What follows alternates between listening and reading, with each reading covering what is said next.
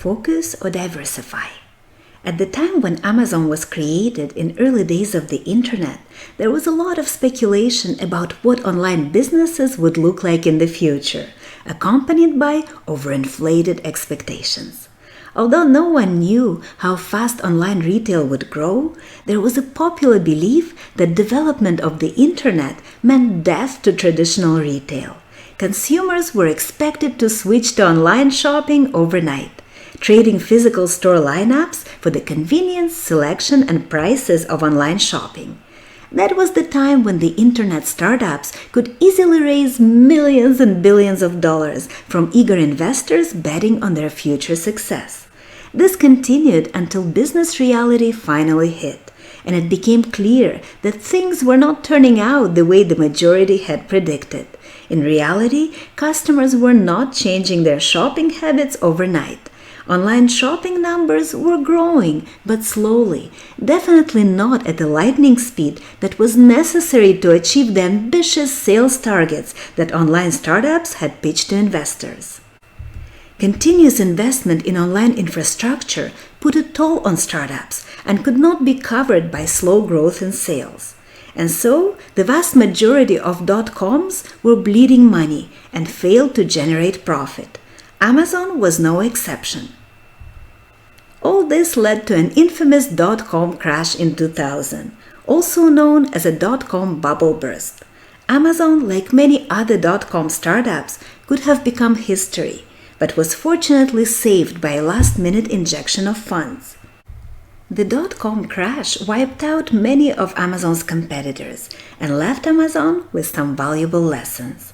Amazon learned the hard way that they could not succeed in the online space by limiting themselves to a single product category, books, even if they were selling millions of titles.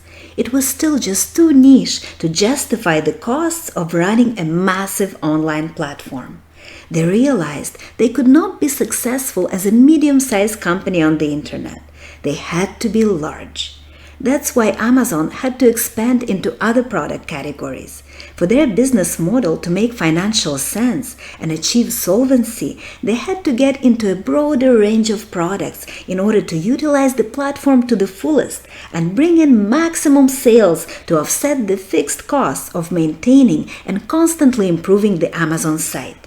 In other words, Amazon made a decision to diversify in order to achieve economies of scale.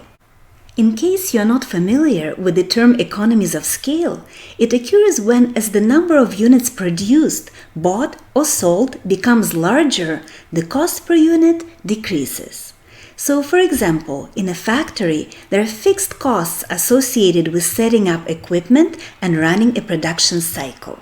These costs are the same whether the cycle produces a maximum number of units that capacity allows or not. Therefore, the more units the factory produces in a single production run, the more production cost per unit goes down as it offsets the fixed costs, spreading them among a larger number of units. Similarly, when a retailer buys from a supplier in large quantities, the retailer can negotiate lower price per unit on a large order, and thus per unit purchasing cost decreases. This is also considered economies of scale. Also, when an airplane needs to make a flight from point A to point B, there are fixed costs associated with fuel, salaries of the crew, and airplane maintenance, which will be the same whether the plane flies full or half empty. So the more passengers are on the plane, the lower the cost per passenger for the airline, as fixed costs get spread among a larger number of passengers. And in the case of Amazon, if it can offset its monthly costs related to maintaining and constantly improving its platform by bringing more unit sales from a broad range of product categories, then the cost per each unit Amazon sells goes down, thus letting Amazon achieve economies of scale. So in trying to pursue economies of scale, Amazon got into CDs, electronics, and more, gradually creating a one-stop shop online for a wide range of customer purchasing needs. Later, Amazon diversified even further beyond retail, which we will look at a later point in the course.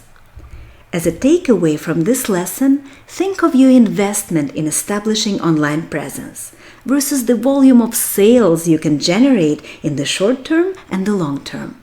There has to be a positive business case for everything we do. Is what you're offering large and broad enough to justify building, maintaining, and marketing your own online platform? Or do you want to be narrowly focused? In the latter case, perhaps you should leverage platforms of others that already exist so you can have low financial risk, at least in the short term. In the next lesson, we'll talk about Amazon opening up its platform to third-party sellers, and you'll be able to further evaluate the benefits of selling on someone else's platform versus building your own. Then decide what's best for your digital strategy or that of your consulting clients.